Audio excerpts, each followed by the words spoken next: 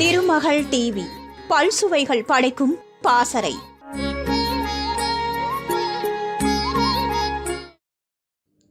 நடிகர் திலகம் சிவாஜி நடிப்பில் பெரும் வெற்றி படமாக அமைந்தது பாவ மன்னிப்பு.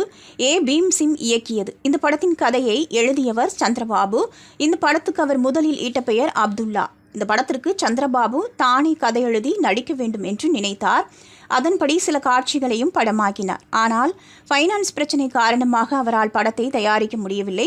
தொடர்ந்து கேள்விப்பட்ட ஏவிஎம் நிறுவனம் அந்த படத்திற்கான உரிமையை அவரிடமிருந்து வாங்கியது. இயக்குநராக பீம்சிங்கை நியமித்தது. அவர் எடுத்தவரை படத்தை பார்த்துவிட்டு சிறப்பான கதை, ஆனால் நாயகனாக நடிப்பவருக்கு முகத்தில் பல்வேறு உணர்ச்சிகளை வெளிப்படுத்த வேண்டும். அது வெயிட்டான ரோல்.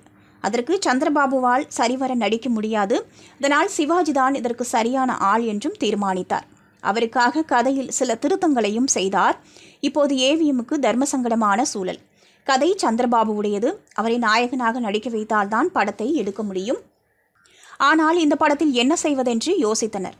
உடனே பீம்சிங் சிவாஜியிடம் இது பற்றி பேச, அவர் சந்திரபாபுவிடம் ஒரு வழியாக பேசி அவரது மனதை மாற்றினார். சந்திரபாபுவோ சிவாஜிக்காக பெருந்தன்மையோடு விட்டுக் கொடுத்தார். படம் மகத்தான வெற்றி பெற்றது. ஆனால் படத்தில் சந்திரபாபுவின் பெயரை போட்டு கௌரவிக்கவும் இல்லை. வெற்றி விழாவிலும் அவருக்கு பரிசுகள் வழங்கவும் இல்லை. ஆனால் அவருக்கோ அது பெரிதாகவும் தெரியவில்லை. தன்னோட கதை, சிவாஜியின் அருமையான நடிப்பு, அதுவே போதும் என்று மனநிறைவுடன் இருந்தார். பீம்சிங் இயக்கத்தில் 1961 நடிகர் திலகம் சிவாஜி, சாவித்ரி, தேவிகா உட்பட பலர் நடித்த படம் பாவ மன்னிப்பு. விஸ்வநாதன் ராமமூர்த்தியின் இசையில் பாடல்கள் எல்லாமே சூப்பர் ஹிட் ஆனது.